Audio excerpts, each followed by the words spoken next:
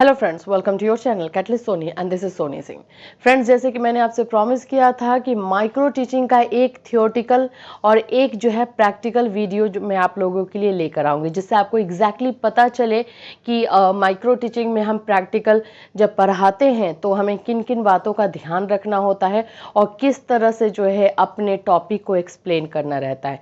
Specially हमें board पर पढ़ाने के लिए ट्रेनिंग दी जाती है।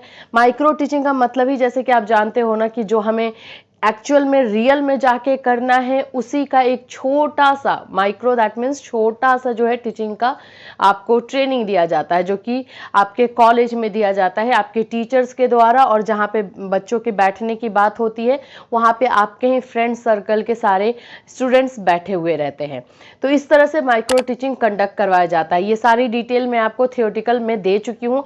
आज हम लोग जो देखेंगे वो हमारा प्रैक्टिकल होगा कि अगर हम प्रैक्टिकल करवाते हैं माइक्रो टीचिंग में तो हमें किन किन बातों का और किस तरह से ध्यान रखना चाहिए। तो चलिए स्टार्ट करते हैं आज के वीडियो को। उससे पहले फ्रेंड्स, अगर आप हमारे चैनल पर नए हैं तो चैनल को सब्सक्राइब कर लीजिए, बेल आइकन को हिट कर दीजिए। बीएड फर्स्ट ईयर का क्लास 4 बजे इवनिंग में हमारे चैनल पर कंडक्ट करवाया जाता है। साथ ही साथ हम पेड क्लास भी प्रोवाइड करते हैं और थर्ड बैच जो है हमारे पेड क्लास में बिहार, आगरा और अवध यूनिवर्सिटी के लिए स्टार्ट हो रहा है, तो प्लीज अपना रजिस्ट्रेशन करवा लीजिए। चलिए स्टार्ट करते हैं इस वीडियो को। माइक्रो टीचिंग दैट मीन्स कि छोटा टीचिंग, माइक्रो दैट मीन्स छोटा एंड टीचिंग मतलब शिक्षण, छोटा सा शिक्षण। अगर हम देखें तो सूक्ष्म शिक्षण जिसको हम हिंदी में बोलते हैं, ये है क्या? इसमें है कि आपको बोर्ड पे आके खड़ा होना है, ठीक है। आपके जो भी टीचर्स रहेंगे वो साइड में बैठ के आपको इवेल्युएट करेंगे कि आपको किस तरह से करना है, और इधर आपको पढ़ाना किसको है, तो आप ही के जो फ्रेंड्स रहते हैं उनको पढ़ाना है। तो इसमें जो फर्स्ट स्टेप में आप लोगों को बताई थी वो हमारा होता है इंट्रोडक्शन, कि हमें अपने टॉपिक को आकर के इंट्रोड्यूस कैसे करना है। उससे भी पहले एक स्टेप ये होगा कि आपको अपने बोर्ड को कैसे रखना है। ये जैसे कि आप देख सकते हो, ये बोर्ड है, बोर्ड पे आपको जाना है। ये आप देख सकते हो स्केच पेन, आपको पेन दिखेगा, मार्कर है, और ये आपका डस्टर। मार्कर एंड डस्टर दोनों को आपको अपने हाथ में रखना। अगर आप लेफ्टी हो तो ये जस्ट अपोजिट कर सकते हो, और अगर आप राइटी हो तो इसी तरह से रखना है, लेकिन हाथ में ही रखना है, और ये डस्टर को भी। अब यहाँ पर बोर्ड देखिए, बोर्ड में आप लोगों को पूरा डेट, यहाँ पे आप देख सकते हैं डेट, क्लास, जो भी क्लास होगा, पीरियड, जिस पीरियड में आप जा रहे हो, ड्यूरेशन। हाँ, एक और चीज, माइक्रो टीचिंग का जो है लिमिटेशन होता है टाइम का, वो कॉलेज के ऊपर डिपेंड करता है, लेकिन रूल के अकॉर्डिंग 15 मिनट से एक्सीड नहीं होना चाहिए। माइक्रो टीचिंग मतलब 15 मिनट से ज्यादा का नहीं होना चाहिए, ये रूल है। अब वो कॉलेज जो है 5 से 6 मिनट देते हैं एक स्टूडेंट को, इससे ज्यादा नहीं देते हैं। मैक्सिमम कोई कॉलेज देता है तो 10 मिनट है, नहीं तो उससे भी ज्यादा कोई देता ही नहीं है। तो मैंने यहाँ पे ड्यूरेशन 10 मिनट्स का रखा हुआ है कि उसमें मेरा टॉपिक क्लियर हो जाएगा। यहाँ पे जो हम लोग है, सब्जेक्ट है मेरा पॉलिटिकल साइंस मैंने लिया है, पोल साइंस है, और टॉपिक जो है वो यहाँ पे लिखा हुआ है इंडियन कॉन्स्टिट्यूशन, यहाँ पे मैंने लिखा हुआ है। लेकिन आपको ये क्या करना है, ये मैंने आपको बताने के लिए लिखा है, अदरवाइज ये आपको लिखना नहीं है, ये आपको हटा देना है।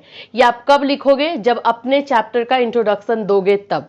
ये मुझे आपको बताना था, इसलिए मैं यहाँ पे लिखी हूँ, लेकिन ये लिखा हुआ नहीं होना चाहिए।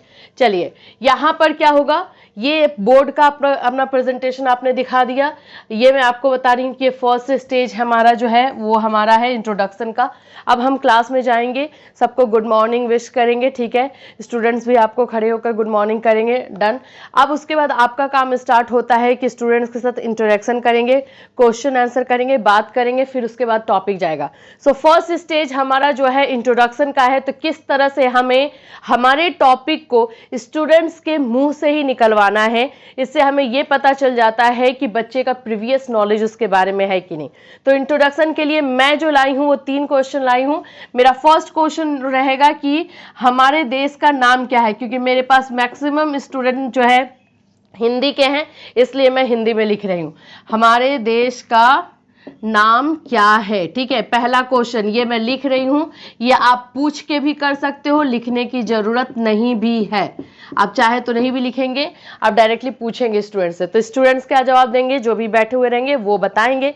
भारत, इंडिया, जिसमें भी इंडिया बोले ये भारत बोले, ठीक है। उनका आंसर आपको क्या मिल गया, इंडिया, यहाँ पे आप लिख देंगे भारत, ठीक है। दूसरा क्वेश्चन आप जो करेंगे कि हमारे देश का जो है राजनीति कैसा है, या फिर हमारे देश का पॉलिटिक्स कैसा है, ये दूसरा क्वेश्चन। तो दूसरे क्वेश्चन में स्टूडेंट्स क्या आंसर देंगे, प्रजातंत्र, डेमोक्रेटिक, राइट। क्या प्रजातंत्र ही है हमारे देश में ना, तो इसको हम बोलेंगे प्रजातंत्र, आंसर देंगे स्टूडेंट। मैं अभी बोल नहीं रही, सिर्फ ये पूछ करके आप कर सकते हो, इसमें लिखने की जरूरत नहीं है। तो स्टूडेंट्स बोलेंगे प्रजातंत्र या डेमोक्रेटिक, ठीक है, ठीक है। ये दो हो गया।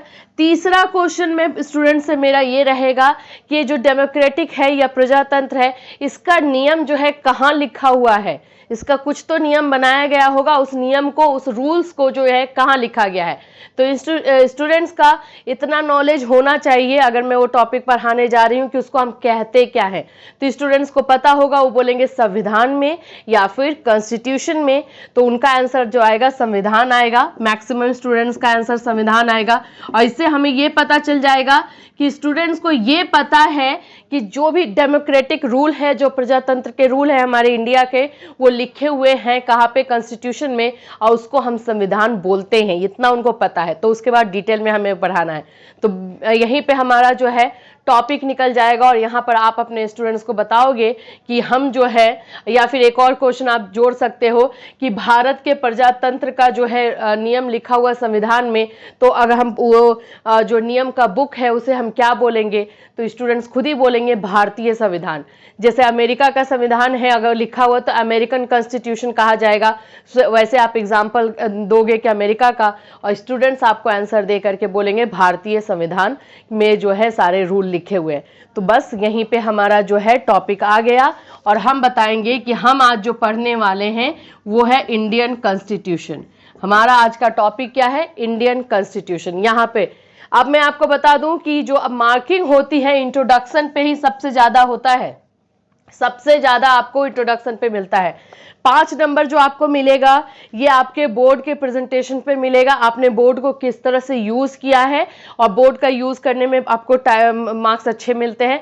उसके बाद जो आपको मार्क्स मिलता है कि आप कैसे बोर्ड के जगह पे आप कैसे खड़े हुए हो, डस्टर किस हाथ में आपने रखा, आपने जो है अपना मार्कर जो है या चौक आप यूज करोगे तो चौक किस हाथ में रखा, कितना उसको जो है किस तरह से आप हैंडल कर रहे थे वो।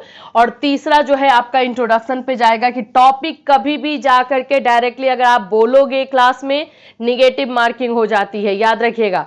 तो टॉपिक पे ज्यादा मार्क्स मिलता है, 10 मार्क्स आपको जो है इंट्रोडक्शन पे मिलता है। इतना कहने के बाद भारतीय संविधान के बारे में 2 से 3 लाइन आपको बताना है कि भारतीय संविधान हमारे देश में जो है 1950 में लागू हुआ, इस तरह से 26 जनवरी 1950 में लागू हुआ, ये कुछ आप एक्सप्लेनेशन करोगे। उसके बाद स्टूडेंट जो वहां पे बैठे रहेंगे उनसे जो है थर्ड स्टेज हमारा होता है, उनसे आप क्वेश्चन करोगे कि अच्छा आप बताइए, मैंने बोला कि भारतीय संविधान लागू हुआ था, तो बताओ कि कब लागू हुआ था। एक स्टूडेंट को खड़ा कीजिएगा, वो बोलेंगे कि 26 जनवरी 1950 को, एक हो सकता है नहीं बता पाए।